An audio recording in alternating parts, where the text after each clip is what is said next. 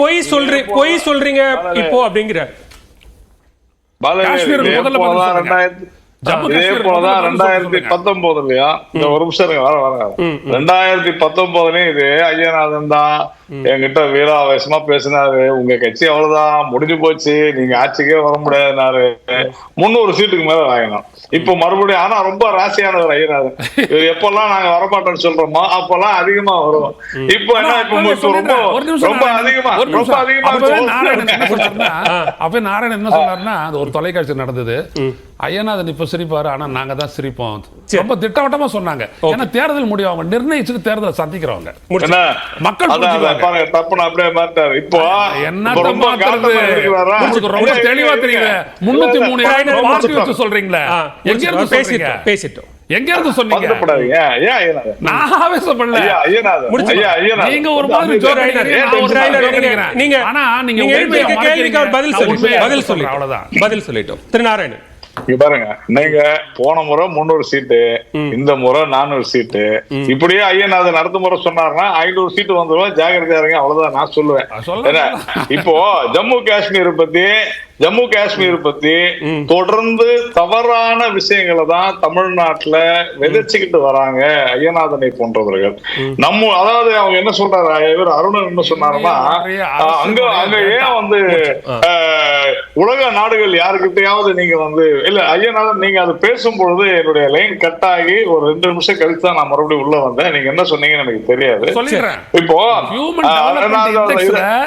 நீங்க ஆளக்கூடிய உத்தரப்பிரதேசம், பீகார், மத்திய பிரதேசத்தை விட ஜம்மு காஷ்மீர் மாநிலம் 2018 உன்னத நிலையில் இருக்கிறது. இதான் நான் சொன்னது.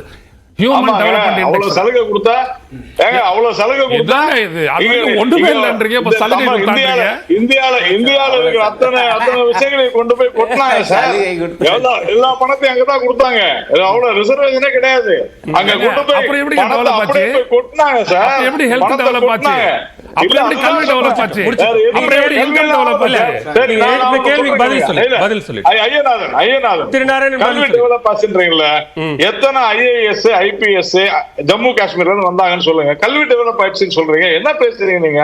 சும்மா ஏதோ பேசுறதெல்லாம் பேசக்கூடாது, பொய் சொல்லக்கூடாது. இல்ல தவறா பேசுறது. நான் என்ன சொல்றேன், அருணன் ஐயா எதுங்க சரி, எத்தனை டாக்டர் வந்தாங்க சார், எத்தனை டாக்டர் வந்தாங்க சொல்லுங்க. கல்வியில நீங்க என்ன சொல்றீங்க? இல்ல, இன்றைக்கு உத்தரப்பிரதேசம் தமிழகத்தை விட அதிக வசூல் செஞ்சிருக்குது. ஏன்னா வாங்கும் சக்தி அதிகரித்திருக்கிறது, தொழில்துறை முன்னேறி இருக்கிறது. நான் தமிழ்நாட்டை கீழே போயிடுச்சுன்னு சொல்லல, ஆனா நம்மை விட மேல வருவதற்கு பல மாநிலங்கள் முட்டி மோதி கொண்டிருக்கின்ற. ஒரு நிமிஷம் இருங்க. அருணன் அவங்க சொன்னாங்க, எத்தனை நாடுகள் வந்து சப்போர்ட் கூப்பிட்டுருக்காங்க காஷ்மீர். ஏன் சார் காஷ்மீருக்கு நாங்க ஏன் சார் இன்னொரு நாட்டுல சப்போர்ட் வாங்கணும்? நாங்க என்ன கம்யூனிஸ்டா என்ன? அமெரிக்கா வைப்பார், சீனா வைப்பார், இதெல்லாம் நாங்க சொல்ல வேண்டியது. நாங்க இந்தியாவை மட்டும் பார்த்துப்போம். உலக நாடுகள்கிட்ட போக வேண்டிய அவசியமே கிடையாது. பாகிஸ்தான் ஆக்குபைடு காஷ்மீர்ன்றது நம்முடைய நாடு. கம்யூனிஸ்டும் நம்ம காங்கிரஸ் சேர்ந்து அதை வந்து இதுக்கு தூக்கி கொடுத்துட்டாங்க, தாராளத்துட்டாங்க பாகிஸ்தானுக்கு.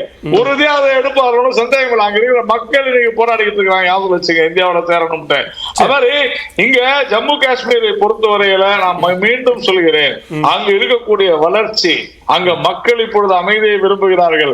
அந்த தால் ஏரியில சுத்தி இருக்கக்கூடியவர்கள், அங்க இருக்கக்கூடிய எல்லா பகுதிக்கும் நான் போயிருந்தேன். காஷ்மீர்ல மிக சிறப்பான முறையில மக்கள் ரொம்ப அமைதியா இருக்கிறாங்க. அங்க இருக்கக்கூடிய அரசியல்வாதிகள், நீங்க கேட்டீங்க, அந்த அரசியல்வாதிகள் குடும்ப அரசியல் நடத்தி, அது ஷேக் அப்துல்லா ஆகட்டும், ஃபருக் ஆகட்டும், உமர் ஆகட்டும், அதே மாதிரி மெஹபூபா முஃப்தி ஆகட்டும், இவங்க அத்தனை பேருமே குடும்ப அரசியல் இல்ல. அதுதான் அப்படியான ஒரு அமைதியான சூழலை அங்க உருவாக்கியும் கூட ஏன் அங்க சட்டமன்ற மக்கள் நாடாளுமன்ற தேர்தலை நடத்த முடியுது, ஏன் சட்டமன்ற தேர்தலை நடத்த முடியலன்னு கேக்குறாங்க. தெளிவா அதற்கு அது ஏன் இப்ப நடத்த முடியலன்றத கோர்ட்ல மிக தெளிவா சொல்லி இருக்கிறோம், நடத்துவோன்றதையும் சொல்லி இருக்கிறோம். சரி, ஓகே, இதுதான் உண்மை.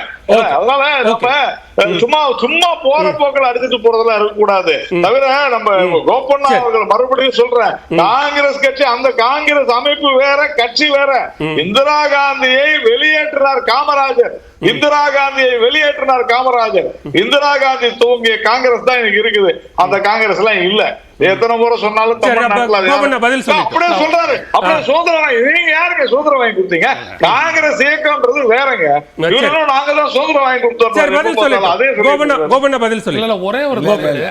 ஒரே ஒரு தலையீடு மட்டும் நான் சொல்றேன். அதாவது என்னன்னா, நாங்க மீண்டும் வெற்றி பெறுவோம், ஆட்சியை கைப்பற்றுவோம் அப்படின்னு ஒரு கட்சி சொல்றது வேற. 370 நாங்க, கூட்டணியோட 400 செட் பண்ணிட்டு தேர்தல் வரீங்களா? சரி, ஓகே. இதே மாதிரி அப்ப யாராவது சொல்லியிருக்காங்களா முன்னாடி? நம்பிக்கையை வெளிப்படுத்துறாங்க. செட் பண்ணிட்டு வராங்க.